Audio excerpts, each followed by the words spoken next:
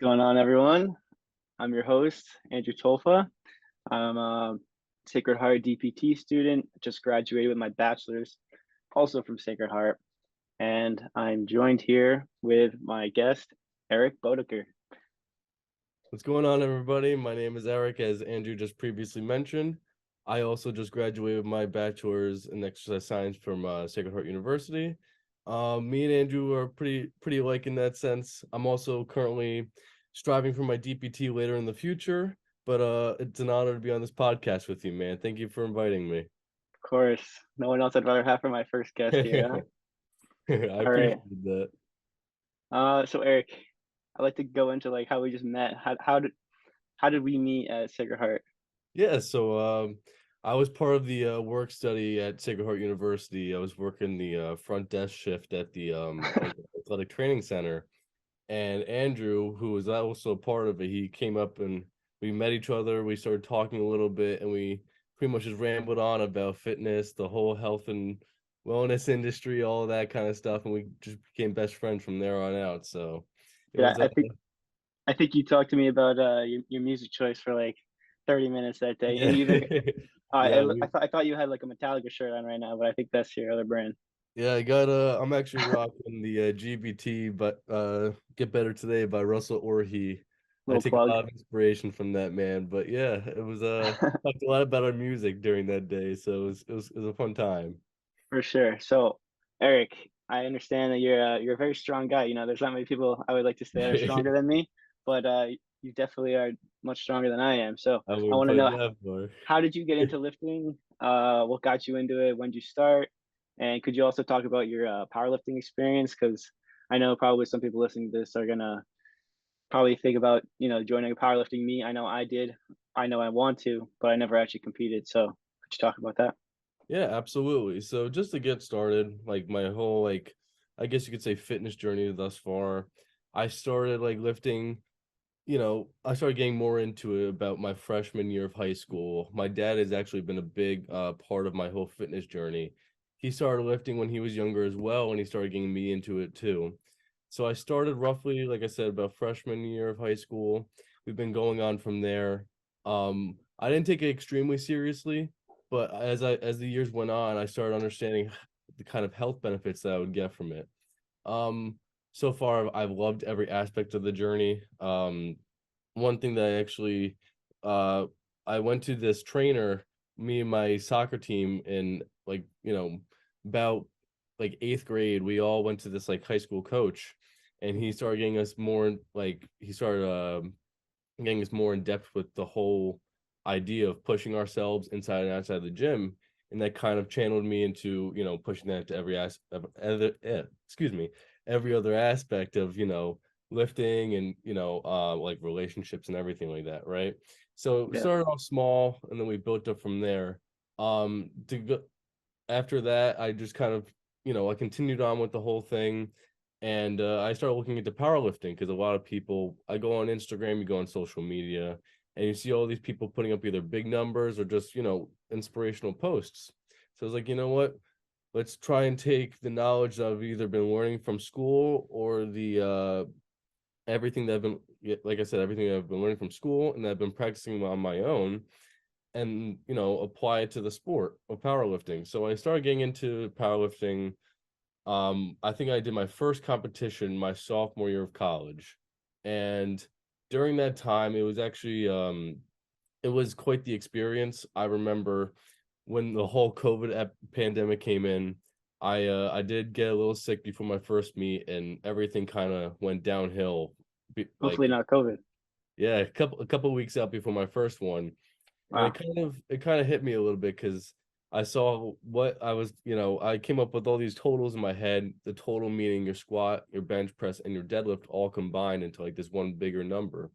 I had like all these goals in mind, and then once that came in and it affected me a little bit, I kind of just started getting on myself about it. But then after a while, you just come to realize you gotta accept the situation and you just go on from that. You try and, build a little bit of resilience, right? Mhm. So I think my first powerlifting meet I totaled like 950, which it's a decent powerlifting total, but I definitely knew I could have done better. And throughout the last couple, 2 years, 2, 3 years now, it's been, it's been quite a journey. I've learned how to program a lot better for myself, and so far I've loved every aspect of the sport. So yeah, it's been a hell of a journey, man. I've been loving it. So Yeah, I love that. So I think you just recently competed, right? What was your total for this most recent competition? yeah, so the last one I did was, I believe, last May, I think it was. I think it was around this time last year, and I totaled about 1320. Um, I think for bench it was like a 330, for deadlift it was about 529, and then for squat it was like 434. So Wow, definitely a big improvement from the last one, needless to say, but I'm happy with it. So for sure. Now, probably one thing at least I've experienced is, since going to Sacred Heart, all this knowledge that we've obtained through the exercise science curriculum, it's definitely helped my own programming and becoming stronger in the gym and becoming more resilient and learning how to, program myself in ways that are optimal for me. So I think I like to say that knowledge is power, and I really think that that was a huge benefit from going to school. Would you say you also agree with that? yeah, absolutely. I still, like I said, once I started getting into the gym more, I figured I was like, why not try and build upon, the little. I had very limited knowledge going into this when I first started, so I was like, you know what, I'm going into school now. I have a huge passion for this. Why not try and build upon it? And honestly, I think it's really been beneficial for what I'm trying to do now. So absolutely. Awesome. So one thing that is unfortunate with the world of lifting and kind of what we're going to be talking about mostly today is injuries. So whether you have the most optimal program and everything is optimized, this and that, it's almost inevitable that at one point we're going to get hurt. And the worst thing to do is just, in my opinion, completely stop lifting and give it up. Um, but I wanted to see how you stand. Today, we're going to talk about working around injuries. So, if you get injured, which is almost inevitable, how you can adjust your programming, things you could do to recover better, and everything related to that. So, Eric, I'd like to hear about your experience getting injured in the gym. When was your first one? What was your worst one, your most memorable? And what did you kind of do right and what did you do wrong throughout those times? Yeah, so I think actually it was before the last one that I just competed in. I was prepping for my last powerlifting meet, and I remember it was during kind of like more of a hypertrophy strength sort of like block in my training, where I had a higher amount of volume, right? And that was the time where I was, going to translate that into more of like the power, like the higher weight, lower rep range type of you know, kind of volume work, right? So I think I was doing about sets of 5 or 6 on deadlifts, and I think, what was it? I think it was my sixth rep as I was Always the coming. last rep. Yeah, it's always the last rep, man, right? I think it was the last rep. I was using, I think, like, what was it? Maybe like 440. And I think coming up on the last one, I just felt this like tear in my hamstring, and Uh, I dropped the weight down immediately, and I was like, this can't be good. Like, it's always, you just feel it when it happens to you, and you're just like, sucks. Yeah. yeah, it sucks, and everything inside you just like, you feel cold for a minute, Mm. so I dropped the weight, and then I just sat down for a second, and I was like, let me just try and like move my leg. And the second I tried to like flex my hip a little bit or extend my knee, I immediately started feeling some symptoms, right? And I was like, I started thinking in my head, like, this can't be happening to me. And, 6 weeks out now, like, why is this happening? I think I was actually more like 8 or 10, but still, like, regardless, I was, coming in on finishing up everything. And I was like, why is this happening? So what I did was, I was very fortunate. I had a couple people next to me, and they helped me strip the weights off the gym or off the bar and put them back on the racks, right? Hmm. And I kind of hobbled out of the gym, and I had one of my roommates come up and get me. So he took me in the car, drove me back to our like apartment off campus, and I just sat there. I got into the house, you know, I believe it was more of a grade one type of strain because I was still able to walk afterwards, but it was definitely a mild amount of pain. I just got onto my couch and I was like, dude, I'm like 10 weeks out from meet right now. Like, there's no way this is happening to me. Like, it Yeah, sucks. So so immediately my first thought was, what can I be doing to recover from this? Right. And the last thing, like you mentioned before, the last thing that you really want to do is just sit down and not do anything. Right. Because the mhm, more you sit down, the less blood flow comes into the area, right? You want to ensure blood flow comes in and that the healing process occurs, right? So definitely. yeah, so what I tried to do was, since it was a hamstring injury, I want to see what my flexibility was. So tried out a couple of different tests to see how far I can raise up my leg. One of them, believe it or not, was actually the straight leg raise. So for anybody who doesn't entirely know what that is, the straight leg raise is you're sitting, supine either on a bench, on a table, something soft, right? In this You're case, laying on your back. Yeah. yeah, you're lying on your back, and without trying to flex your knee too much, you want to keep it as extended as possible. I was doing more active range of motion, and I tried to bring my leg up in an extended position as far as I could. And I noticed I couldn't really extend it that far because after I strained my hamstring, everything shortened and got super tight. So my range of motion was pretty negligible. So I came to realize, like, I got some work to do, right? So What was that first week like after you got injured? yeah, so the first week what I did was I took time off from the gym. Um it was more of, I think I started doing I tried to do like what I could do however it was possible, because the last thing I want to do is sit down. Um I might have either done some push-ups from my upper body, or even like some sort of Larson press on bench press, something that doesn't include the legs as much. But what I did also was I started off with walks with my dogs. It's something that I could tolerate, and I have some pretty small dogs back in my house. I have a Chihuahua and a Chihuahua Pomeranian mutt, right? So some pretty small dogs, you Yeah. know. So what I would do is I would take them on walks into a pace that was tolerable for me. Um, I made like whenever I'm walking, try to make sure that the pain was either non-existent or very, very, mild, something that I can manage, and that, like I said, get blood flow into the area as I'm going. So I kept up the walking and all that for about a week, and then once I got back into the gym, I was doing barbell squats. And when I was doing the squats, I was doing them to a point where it was like where wasn't getting any symptoms out of my hamstring. Sounds weird because everybody might be like, "Oh, like wouldn't you be feeling your hamstring when you're going down on a squat, right?" You would not Yeah, as much as you would think. not as much as you would think, exactly. So I try to pick variations of either squats, lunges, or any kind of lower body movement that would provide no pain to me. Unfortunately, I was doing high bar squats and they provided no pain.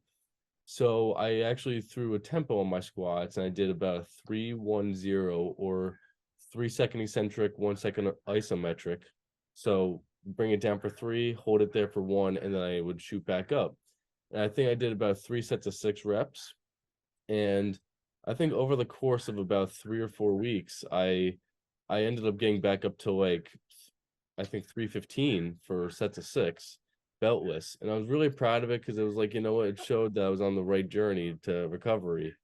And I For would sure. just couple this, and the one thing that was actually hard was doing RDLs. Now, Oh RDLs, yeah, as everybody knows, or as many people know, lengthens the hamstrings and the glutes, right? And obviously your rector spinae, but they're also some of the prime movers during the RDL. So what I would do is, if I had a limited range of motion there, I did rack pulls. So again, rack pulls were still hard for me, but it provided less pain compared to a normal RDL. And I would utilize those movements and overload them. And one method of overloading could either have been adding weight or decreasing, or increasing the length between the initial bar placement to your hips, or where you finish the movement.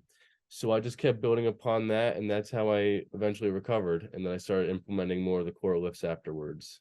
So Hey, that's great, man. I think you, without even realizing, you covered a lot of the ideas that I was going to speak about how to work around that injury. So it sounds like you intuitively kind of knew what you could do and what you maybe needed to hold back on.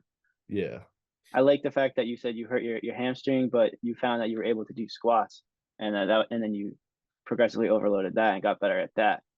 I found a similar thing happening to me when I had a hamstring injury similar. Um, but yeah, so when you get injured, I like to create my own sort of protocol, and I wonder if you would agree with what I'm going to say here. So the first thing I would say to do, if you let's say we'll go with the hamstring deadlift example, okay? Because we you already talked about that. The first thing that I would say to try to do is first of all, yep, take the week off, try to recover, give the tissues time to at least have some scar tissue there, which that could be a topic for a different day. But the worst thing to do is just completely stop. So whether you're biking or walking, as you said, I think those are some good ways to do it.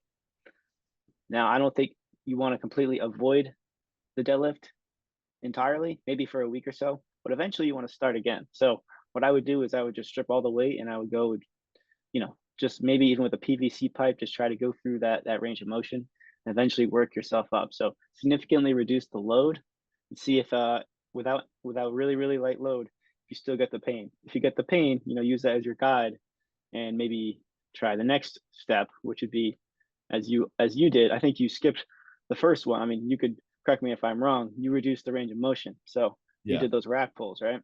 Mhm. And I mean, I feel like that's another effective way. Um, but maybe I think there's a lot of benefit to having that full range of motion. But if you can't, I mean, you can't. So the next best thing would be to reduce it. And Absolutely. finally, if you can't do any of those things, if reducing range of motion and the load still bothers it, find some other exercises that accomplish the same goal as that desired exercise. So in this case, the deadlift, and then try and progressively overload and get better at that, which will still target the tissues, but maybe not in a way that aggravates it. So, you know, you were talking about the deadlift, which, the leg is, gets fully straightened out, puts a lot of stretch on that hamstring. Maybe something like a single leg hamstring curl machine, or even just a hamstring curl machine or a Nordic curl, something that's still going to work the hamstring, but in a different way that might not bring about those symptoms. Absolutely. Yeah, it's like you just mentioned, it's any kind of variation, right, that can provide you nearly none or very moderate or mild amount of pain. Mm, Obviously, we don't want pain, but sometimes, we might have to push ourselves just a little bit. But like you were saying, like starting off with a PVC pipe, right? And just getting that full range of motion is going to be super beneficial to anybody mm. because just getting the range of motion in there is going to allow blood flow to all the tissues that needed the blood flow in the first place. So, That's the key, absolutely. the blood flow. I mean, like you also mentioned how you were doing upper body on the days that you hurt your hamstring. I Right. think there's benefit to that too. I'll notice that because at the moment, I'll talk about it in a little bit. I'm still currently injured, which kind of stinks. But on the days where I just completely don't work out and my hamstrings bother me, it sucks. But if I go to the gym and I'm hitting an upper body day, I get blood flow throughout my body, and I end up noticing at the end of that session that my hamstring just feels better. Now, maybe that's placebo, but I think that has something to do with increasing the heart rate, moving the blood around the body, trying to bring in some good, nutrient rich blood to my hamstring and ultimately, make it feel a little bit better. So I Yeah. wouldn't if you can't do lower body, still train your upper body. Don't completely stop. Yeah, one thing I would like to add to that is I like how you mentioned that you still like to go and do upper body, right? Mm, So I believe there's a theory for cross education with your nervous system. And it's the idea that, placing load on one unilateral limb at a time actually can retrain, or I guess you could say awaken the muscle groups in the opposing limb. So if someone, hurts their hamstring, right? They can try and strengthen, say you hurt your right hamstring, you can try unilateral work on stability on the left hand side and reinforce the nervous system to couple the information and the motor learning from the left hand side over to the right hand side, so that when you're able to go back to that right hand side more, you won't be as far back and delayed as when you once started. So I remember reading up on a study about that, and I thought it was one of the most interesting things I've ever learned about it. So Yeah, and a lot of people listening to this probably have never heard of this concept before. I think when did we learn about this in testing prescription? I think so part of it I think was testing a prescription, and I actually learned about this in my neuroanatomy class. I believe it was like my sophomore year. It was Oh, really, really interesting. I loved it. But yeah, I do believe a little bit was touched on testing and prescription too. So I try and absolutely. I am aware of this. I'm not exactly like an expert on the research and everything behind why it works, but I am aware that it does. And every time I try to explain this to any of my personal training clients, it's like rocket science to them, blows their mind. So I think that's another thing that people could try out. If you seriously can't do anything with that leg, say it's a broken, like I had a client with a broken leg, you know, don't completely just give up leg training. Train the non-affected leg that could Exactly. like, still carry over to that side if you're in a position where you just absolutely can't move it. Yep. But for you and I's case, we weren't in a brace or anything. We're still functioning human beings. We're trying to Yeah. just make ourselves more functional. Yeah, absolutely. It's definitely difficult. I mean, obviously I haven't been in that kind of situation yet, but just recovering from injury, it's just from that kind of aspect or perspective, it is definitely still beneficial to train one limb to to help with the restoration of muscle and everything in the opposing limb or the one that's hurt. So For sure. Now, if the viewers probably don't know this, but you've been a big help throughout my injuries, my process. You know, it's very frustrating mentally too. So if you guys are currently dealing with an injury or you know someone that is, reach out to them or reach out to someone who maybe knows a little bit more than you and or just a second opinion on things that you can do. Because at the end of the day, guys, you know, we're all in this together. Everyone gets hurt, and it's best to help each other because I've gotten a lot of good ideas from Eric, and I think he's probably learned a lot from my injuries too, which absolutely. I'll kind of go into now. I have a few success stories and a few non-success stories. So currently, I'm still dealing with a hamstring injury. It's not fully. It's probably the most complicated thing I could explain. I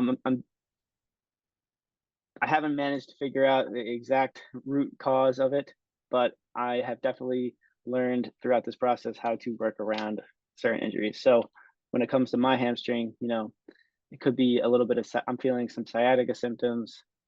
There was no direct like pop kind of thing like you had. It was just kind of like a pain that got worse over time, and it's definitely made me step away from movements like the deadlift. But you know, one thing I did during my rehab process, I was told by doctors not to squat or hit any legs or of any sort for a while, which didn't help me at all, really. And that's what you're going to be told a lot of times when you go to the doctor is that you just should avoid lifting entirely until it's better.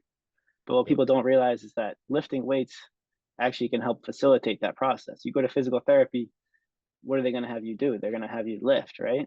Maybe it's a little bit variation. It's not going to be typical barbell lifts you see in the gym, but you're still moving the muscle. Yep. And there's a reason for that. There's a reason that, me and Eric are on the PT track. There's a reason that we're going to be employed later because it works. So one thing that I found that for me that worked really well was my gym had a belt squat machine.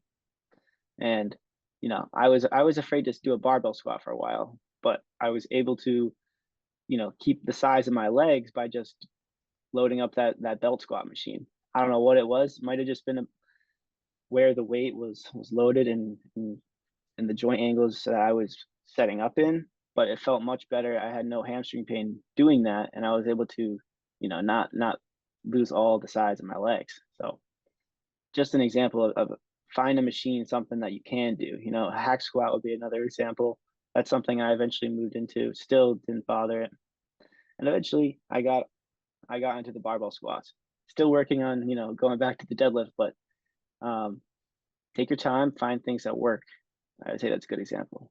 Yeah, absolutely. One thing that I actually found really interesting with what you were talking about there is when you were talking about like the angles of the weight when they're pulling on you, right?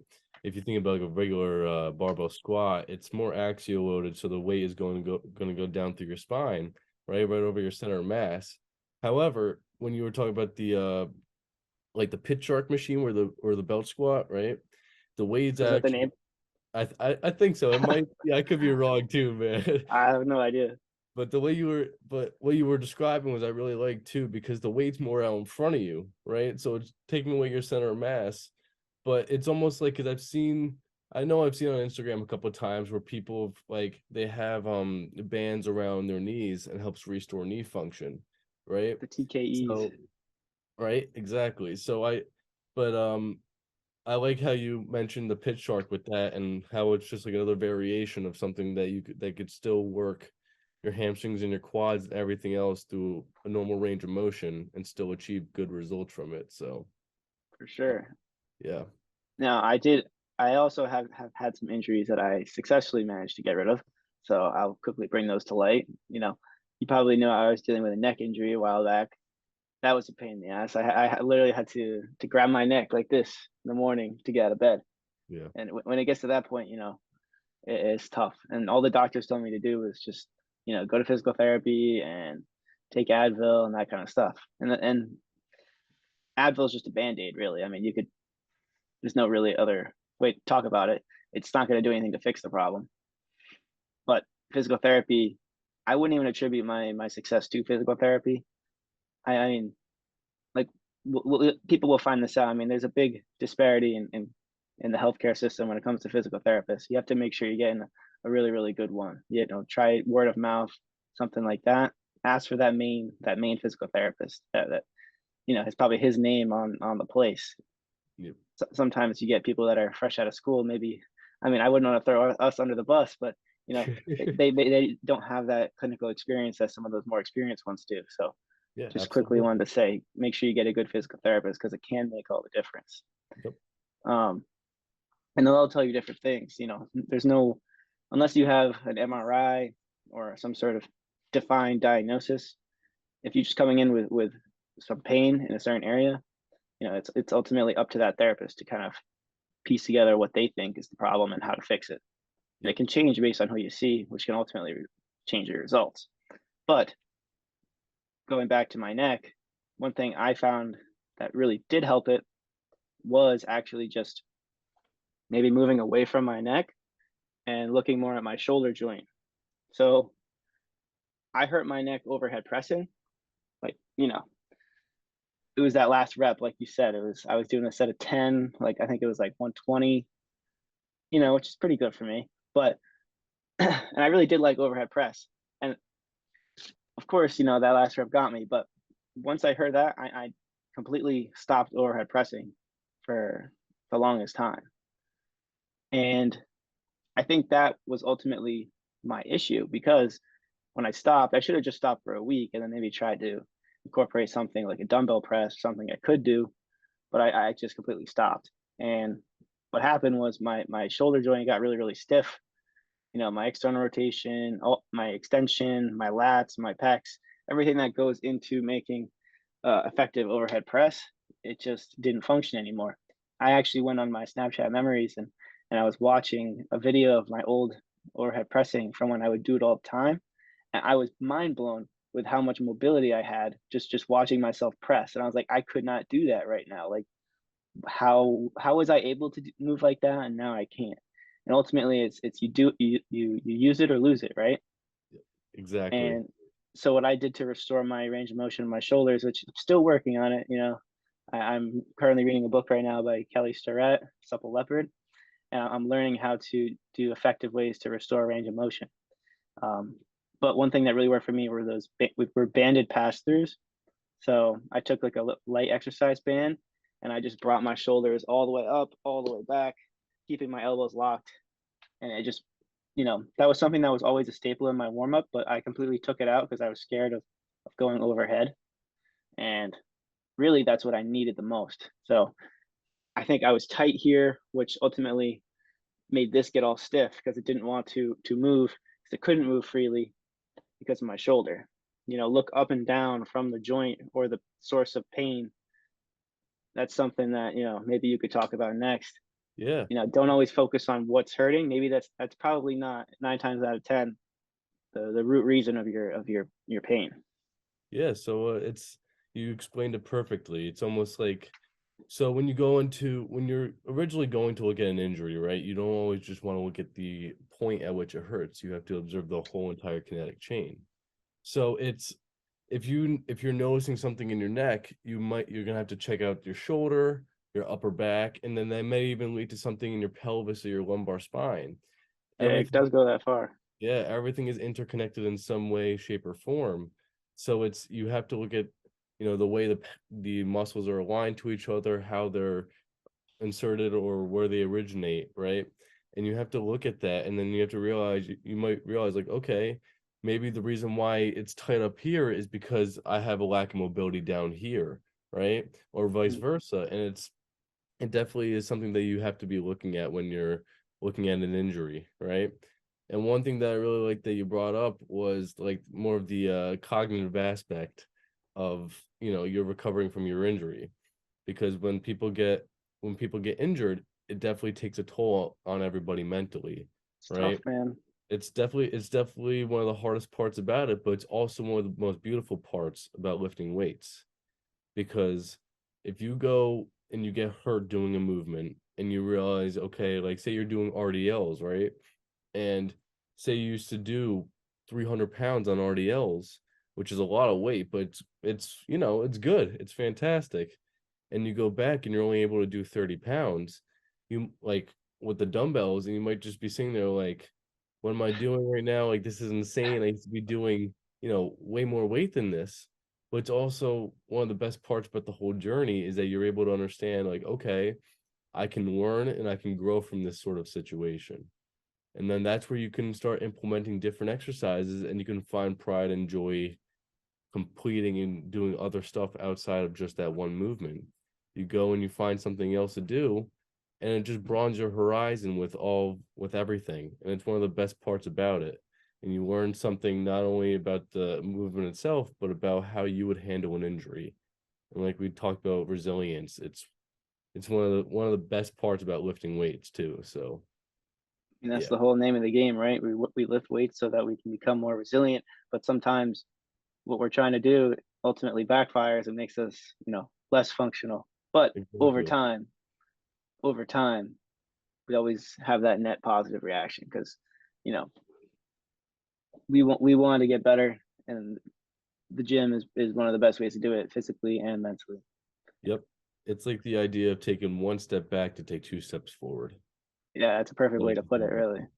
yeah, Another thing that you said quickly before we run out of time on Zoom, sure.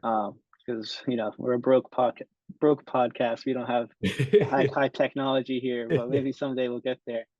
Um, don't get attached to your numbers. You said those 300-pound RDLs. It can be hard to go down to 30, but people do have a tendency to get really really attached to those numbers, and they want to rush the process to get back there.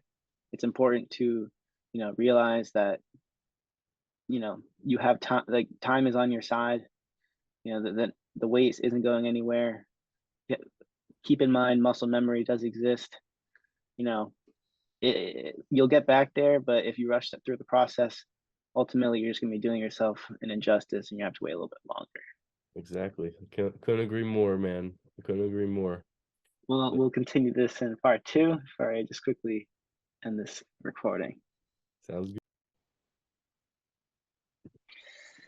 All right, so we're back, even though we had to interrupt that real quick because we're on Zoom, but it is what it is. We'll continue our conversation on working around injuries. We kind of covered a lot of the things that you guys can do, or anyone listening to this can do if they experience an injury. We gave a few examples, talked about the neck and the hamstring, but those basic principles apply to pretty much any injury that you could imagine. You just got to be mindful of what you're kind of dealing with and some ways that you can work around it. Next thing, kind of topic I want to dive into is supplementation and nutrition. So, training is probably the meat and potatoes, for lack of a better term, of recovering from an injury. But I would almost argue that supplementation and nutrition play an important role. Eric, what do you think about that? No, I completely agree. It's the idea of diet and nutrition, go hand in hand with your training, right? And recovery abilities. If you're not eating enough to recover, you're simply going to only slow down your process a little bit. The whole question is how much protein, how much calories, like what kind of protein do you need to recover from your workout? Obviously, that's going to vary from person to person, right? Everybody has a different type of training style. How active they are, how much they weigh, etc., right? But your idea on supplementation, right? If you I think personally, if you have your nutrition dialed in, right? Now it's going to be hard to do that because it's like, food gets expensive sometimes, right? But For sure. it might also be helpful because, say you get a protein powder, everybody's like, oh, like, is too much protein gonna hurt your kidneys, like all that kind of stuff. It won't. It doesn't. Protein, like supplements like protein and creatine are some of the most researched supplements that are currently out there, right? So protein is mostly there just to help you hit your protein recommendations or your needs. Do I think they're necessary? They don't always need to be, but sometimes it's almost just a convenience factor, right? If you're not able to get access to sufficient amounts of protein, it definitely can be very beneficial to supplement there, right? Same thing with creatine. Creatine is manufactured the same, it's, you know, manufactured in the body, but it's also, you know, if you start increasing your creatine levels by, small amounts, say 5 to 10 grams, it's going to, it's going to significantly help your recovery process in that idea. So, do I think supplementation is needed? Could be, but it's definitely helpful in my opinion. So, yep. Yeah, another thing that you talked about with creatine and protein powder, which are the big two that you brought up. Creatine across the board, just I'd recommend just taking that whether you're injured or not. I think it's going to have benefits. It's been shown to have mental benefits Cognitive as benefits. well as physical. That's just something that we should, as a human species, we should all try and be taking our creatine. However, protein powder not always necessary, but protein as a whole is very important in the recovery process because what you don't realize is that your body is constantly repairing and breaking down itself. Even things as like our bones, they're constantly being remodeled and repaired, whether you're injured or not. It's just the way that your body keeps itself up and running. Same thing with your muscles.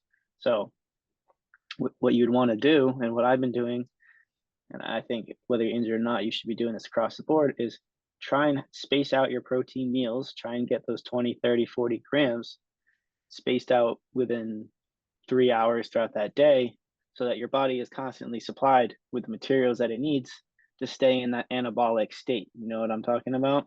Yep. Exactly. Think of it like guys working, a bunch of workers working on a house. They don't have the materials they need to rebuild the house. They're just going to be sitting around doing nothing.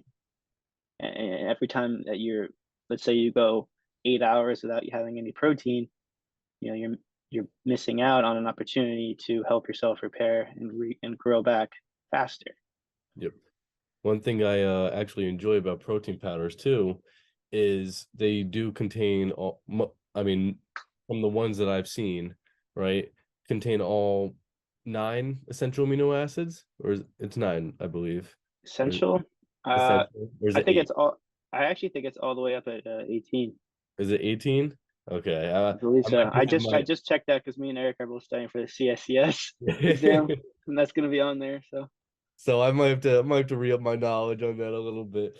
But yeah, so it's not every food is created, equally or the same in that sense. So getting protein powders from the ones I've used before, they contain all the essential amino acids, and they provide the building block of your muscle cells, right?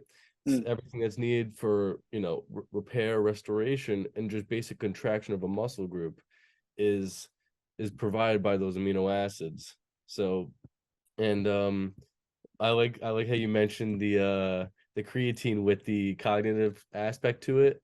Of I course, don't man. think a lot of people realize that, but it's definitely a huge benefit towards it. So, I yep. mean, we could go more into that on a different day, but when it comes to nutrition, guys, just it is important. And another thing I wanted to ask you, Eric, is what do you think about the importance of calories? And do you think it matters if you are in a maintenance deficit or a surplus when you're injured?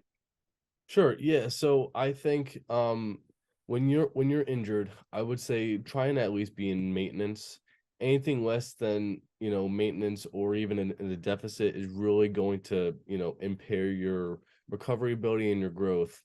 Um I think just one idea about like calories in general, right? And even when you're trying to grow up, right? Calories are so important. If you start, taking away calories for unnecessary needs, especially fats, right? Fats are needed for your hormones, right? Oh Everything yeah, starts going down afterwards. Um, it plays a vital part in not only your hormones, but the function of your joints and everything as well, like your synovial fluid and all that. Like all that builds off of the fats and obviously we want healthy fats, your mono and your poly unsaturated. Your unsaturated fats are what's really going to help you. But having sufficient amount of calories is what's going to help you with your growth and repair of that damaged muscle tissue. exactly. You could take all the fish oil you want, but if you're not in a calorie surplus, you know, it's not going to have as much of an impact. Why don't you just you could kill two birds with one stone and eat some salmon, then you get your fish oil and you get some extra calories. You know, Exactly. nutrition should come first, way before you consider supplementation. Yep, I agree. Um, so I think that covers pretty much supplements, nutrition, guys. Just get it down. But one more thing before we end this discussion. When do you let's say you're dealing with injury, when do you think it's time to go see a doctor or a physical therapist? You know, we're doing physical therapy and we believe in the practice. So when do you think it's time to take that step? So I feel there's times where you definitely should go and take it. If someone goes and gets into a car accident, right? Any major injury, I definitely feel like you should, right?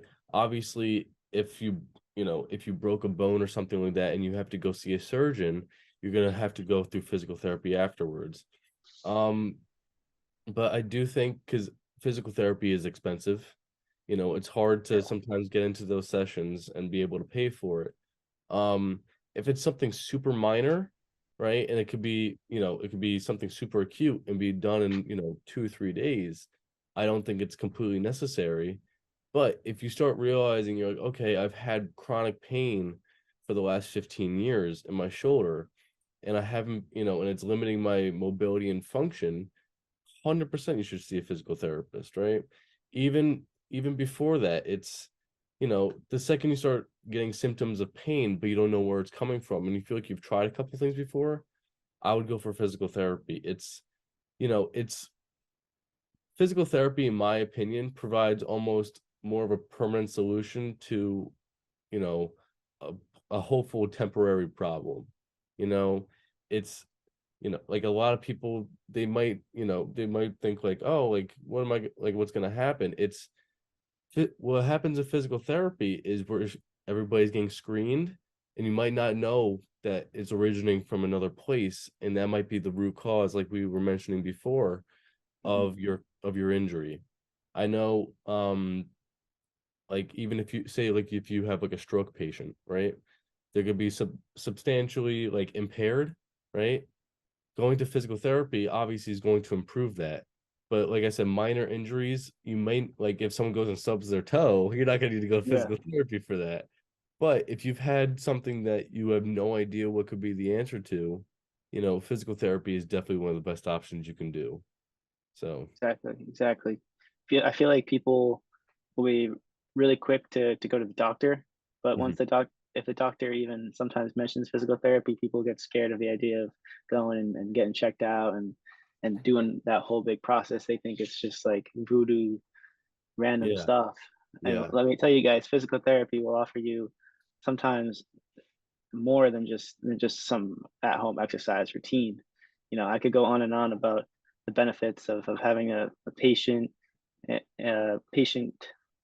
therapist relationship, someone who's there to hold your hand throughout that journey, and they'll also work on their feet to give you new exercises if something's not working. But the case of the matter is not everyone is exercise scientists like Eric and I, who also been going to the gym for multiple years. Not everyone has that baseline, that knowledge to know intuitively what are some things that I can do to overcome this injury. Not everyone knows that it's not just the elbow that hurts. It probably is coming from whether it be form tendon muscles or up the chain at the shoulder. Not everyone realizes that. They just think if I stop doing what I'm doing for X amount of weeks, it'll just magically heal. And it might feel better, but ultimately it'll probably come back if you don't address the root cause. So a Yep, lot of times physical therapy can be that stepping stone you need to get those permanent solutions, like you said, and really help you when it comes to having someone who studies this for a living give you what you need. exactly. I definitely agree with that. It's like you mentioned, like a client therapist relationship, right? It's you know, when you're going to physical therapy, you're not going there, it's not just going there and be like, okay, fix my problem. It's obviously you want to be healed at the end of the process, but you also want to be able to have trust in your therapist, right? If you don't have that trust in your therapist, then not a whole lot's going to go on. And it's you know, I that's part of the reason why I would love to enter the job that, that kind of work one day is you know, it's all about enthusiasm, right? But it's also about loving to take care of somebody when they're hurt or broken down. It's one of the most, in my Exactly. opinion, one of the most self-satisfactory and fulfilling jobs that there is. So, Guys, another thing quickly before we wrap this up. Quality matters when it comes to therapists. I can't stress that enough. I mean, I don't this might sound out of pocket, but I mean, there are some kids in our PT program, I wouldn't want them, operating on me or telling me what to do. So really find a trusted quality physical therapist that knows his stuff. Maybe they don't even have too much experience, but if they walk the walk and they have good, client testimonials, there's a few people that maybe they have worked with, consider going and seeing them. Sometimes, you know, it could be the difference getting a good one versus a bad one. Because physical therapy as a whole, some people have bad experience with it, and it could just be, as simple as maybe they didn't get the right physical therapist for them. yeah, and I like your idea of walking the talk too. I feel like that's such like a huge aspect or proponent to this whole field. It's if someone themselves, goes and tells you like, oh, you should do this X, Y, and Z and then work out, it's like if you've ever experienced the level of pain that they're in, I mean, you may not have Hmm. to a certain degree, but you know what it's like to be hurt and to have to learn how to recover from that, not only physically but mentally and spiritually as well. Having someone that's gone through a remotely similar situation or has gotten injured before, like, listen, I might not have had the same symptoms as you or gotten hurt the same way, but I understand the process and what it feels like to get hurt and then to have to push through the pain, or not entirely the pain, but push myself to, get better in any way, shape, or form. They understand what that's like. And I think that's one of the biggest components of everything. So Definitely, definitely. I think we covered a lot of good stuff here, and I think a few people that maybe are listening to this, maybe they'll take something away from this if they're dealing with an injury. Maybe it'll make the big screen someday. Who knows? I hope so. I hope so. uh, Before we wrap this up, everyone, Eric is starting a YouTube channel. Eric, you could throw the plug out here. When are you gonna upload that first video? Hopefully either by tonight or by tomorrow. So be on the lookout for that. My channel name, let me look at that real quick. So it is Eric Bodeker 338. No caps, no spaces. So that is EricBodeker 338. So be on the lookout for that. And I will be on the lookout. I'll be excited to start. So yep. And All right. subscribe to Andrew's channel as well. We're all trying to make it out here. Yeah, do you care to share your name, man? Well, on Instagram, you can follow me, Andrew Tolfa PT. It's where I always have. That's where I have my link tree. You can find a link to my YouTube account, which I think is just Andrew Tolfa. You should be able to find that. I have a few videos uploaded. I kind of do PowerPoints, just like Eric will be doing. We just cover topics like this. This is more in-depth conversation, kind of just freeballing it. But we have some more formal videos online if you guys want to go check them out. Thank you, Eric, very much for joining Yeah. me. Thank you for hosting and letting me join you, man. It's been an honor. Yeah, I hope that we can cover some more topics in the future. Oh, we will, absolutely. All right, so be on the lookout for that if you guys are listening. All right. Other than Peace out, that, guys. thank you guys for listening and stay tuned for some further episodes here. Thank you.